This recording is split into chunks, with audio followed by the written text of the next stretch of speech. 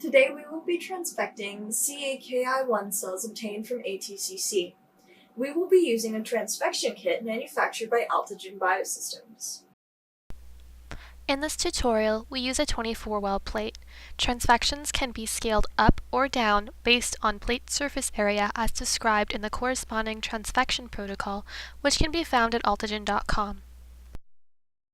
Start by seeding 500 microliters of cells in a complete growth medium into the wells. Cell density should be at 50,000 cells per milliliter. Incubate the cells for 12 to 24 hours before transfection at 37 degrees Celsius in a humidified carbon dioxide incubator. When you are ready to transfect, aspirate the growth medium, wash the cells once with PBS, and add 500 microliters of fresh growth medium. To prepare transfection complex, mix 40 microliters of serum-free medium, 5.5 microliters of transfection reagent, and either 750 nanogram of DNA or 30 to 50 nanomolar siRNA or microRNA. An optional step is to add 2 microliters of complex condenser, which increases transfection efficiency, but may also increase cytotoxicity.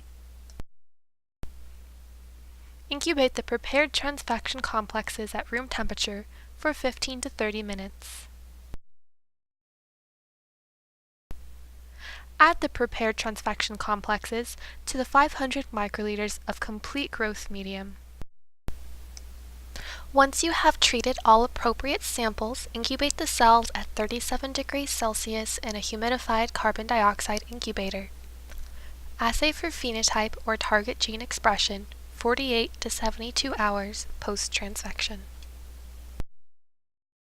Here's a Western blot validation of our transfection reagents. Caki1 cells were transfected with either lamin AC DNA, which resulted in an overexpression as compared to non-treated cells, or lamin AC siRNA, which resulted in partial silencing. Thanks for watching our tutorial.